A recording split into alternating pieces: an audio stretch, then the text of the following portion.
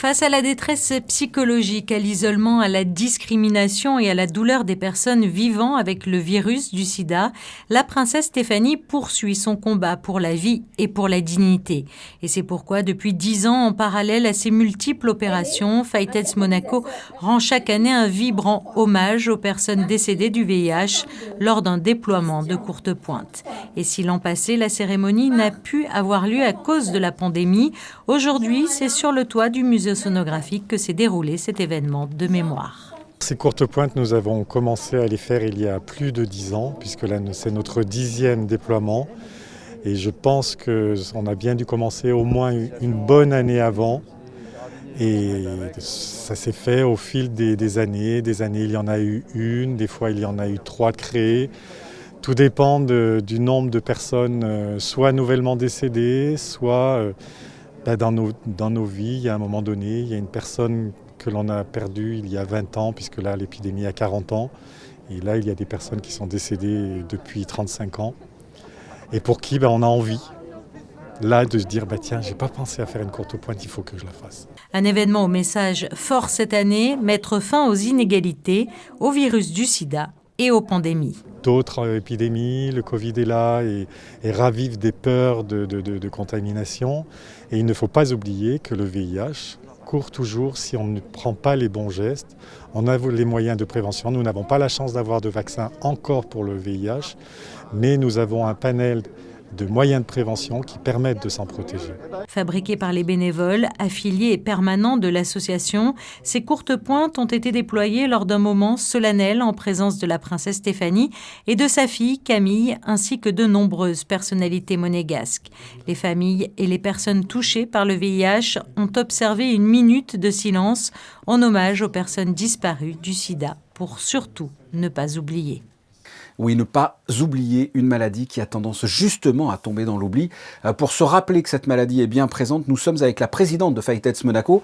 Altesse, bonsoir. Bonsoir. On vient de voir le reportage sur l'opération Courte Pointe. Pour l'avoir vécu, c'est toujours un moment très émouvant. Je suis vraiment sincère en le disant. Qu'est-ce que l'on ressent en tant que président de l'association et plus largement en tant qu'être humain lorsque l'on assiste à cette opération Courte Pointe ? C'est vrai que c'est toujours très empreint d'émotion d'entendre toute cette liste de noms de personnes qui sont décédées et qui nous ont quittés suite au VIH. Et c'est un peu l'histoire du VIH aussi et de la discrimination, de la stigmatisation, parce que vu l'historique, pourquoi les courtes pointes avaient été faites, c'était pour remplacer une pierre tombale ou un linceul, ou la mémoire des gens. Pas qu'on les oublie, juste parce qu'ils étaient morts du VIH. Et donc c'est vrai que c'est toujours très très émouvant et ça permet de se souvenir, et surtout en ce moment de bien se souvenir que le VIH est toujours là et qu'il faut continuer à se battre. Et comme l'a dit l'ONU-SIDA, contre surtout les inégalités au niveau du VIH, et on le sait au niveau de toutes les pandémies, il y a des inégalités, et je pense qu'il faudrait tous qu'on réfléchisse à ça. Voilà. L'opération Courte Pointe, justement, qui se déroule le 1er décembre, journée mondiale de lutte contre le sida, qu'est-ce que représente cette journée pour vous ? Malheureusement, je crois qu'à Monaco, on est les seuls un peu à se souvenir que le 1er décembre, c'est la journée mondiale du sida. Avant, il y avait des grosses opérations qui étaient faites en France, enfin un peu partout, et là, c'est un peu oublié, la cause oubliée. Et c'est pas parce qu'on n'en parle pas que le VIH ne continue pas à se propager, et il y a des nouvelles contaminations tous les jours.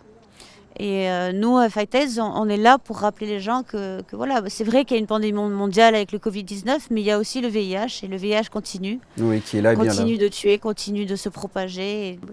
De façon générale, quel est le constat, l'état des lieux sur le sida en 2021 ? Vous en parlez, hein. Et je lisais par exemple que 56% des étudiants ne mettent pas systématiquement des préservatifs, 19% des jeunes pensent que le virus peut être transmis par une piqûre de moustique, 12% en embrassant une personne séropositive. Quelle est votre réaction par rapport à ça ? Ça fait peur parce que le VIH a plus de 40 ans et les gens ne sont toujours pas informés sur les moyens de contamination et sur l'évolution des choses. Et c'est pour ça qu'à Fight-Aids, on se base sur l'information, et je crois qu'on a la chance que nous, à Monaco, on a pu avoir accès aux écoles et aux lycées pour justement informer les jeunes et que les jeunes en parlent entre eux et se mobilisent aussi. Mais je crois que c'est le problème dans beaucoup de pays, c'est qu'il y a cette ignorance face au VIH. Et je dis toujours, le VIH ne s'attrape pas avec un sourire non plus. Donc il faut arrêter de discriminer les gens qui sont porteurs du VIH et voilà, et juste écouter les informations et se sentir concerné. Tout le monde doit se sentir concerné par le VIH. Un dernier chiffre, on l'évoquait à l'instant, avec la crise sanitaire qui monopolise les attentions, il y aurait 20 000 personnes en France qui seraient séropositives mais qui ne le savent pas. Cette crise sanitaire est, vous l'avez dit tout à l'heure, véritablement un frein à la lutte contre le sida. Oui, et puis bon, moi, à chaque fois, ça me fait sourire ces chiffres de 20 000 personnes qui sont contaminées mais qui ne le savent pas. Donc si eux ne le savent pas, je ne sais pas comment les gens qui font les chiffres peuvent le savoir. Ça, c'est effectivement une bonne question. Ça peut être moins. Voilà, donc on m'a toujours donné ces chiffres et j'ai toujours eu du mal à concevoir le fait que si la personne ne sait pas son statut sanitaire, comment est-ce que la personne qui fait les statistiques le sait? Donc voilà, enfin, c'est une estimation, mais je pense que les gens se croient à l'abri. À une époque, tous les gens disaient oui, mais c'est sur le continent africain, c'est pas dans nos pays. Mais le VIH n'a pas de frontières, n'a pas de barrière sociale, n'a pas de barrière, n'est pas raciste non plus. Je veux dire, il peut toucher tout le monde et partout. Et je crois que c'est le manque d'information et le manque d'implication des gens. Les gens, voilà, ça les intéresse pas, mais parce que je pense que ça touche à l'intime et ça touche à la vie de chacun, son comportement.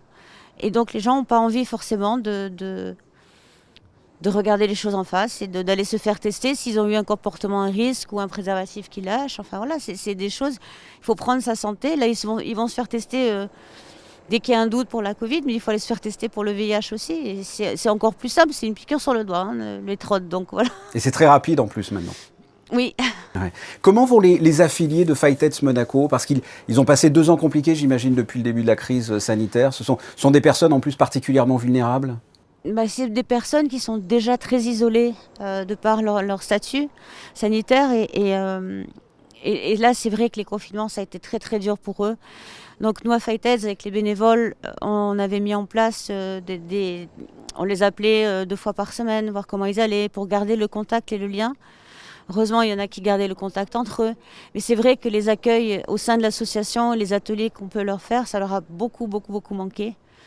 De se retrouver entre eux mais on a essayé quand même de garder le lien justement s'ils avaient des soucis de solitude pour parler et tout pour pas que on se retrouve avec des dépressions ou des choses comme ça parce que leur quotidien est déjà difficile, ils sont déjà isolés de par la maladie et la bêtise des gens, donc on a essayé d'être très proche d'eux et de pas les lâcher justement. Et dernière question, comment se passe le quotidien désormais au sein de l'association à Monaco ainsi que dans la maison de vie à Carpentras?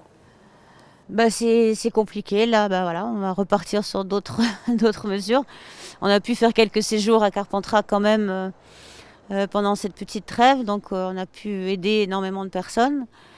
Et puis, voilà, là on va reprendre les choses, on va voir. Malheureusement, on doit annuler notre Noël tous ensemble avec les affiliés, mais bon, ce sera pour mieux se retrouver après, j'espère. On l'espère. Merci d'avoir répondu à mes questions. Je vous en prie, merci beaucoup.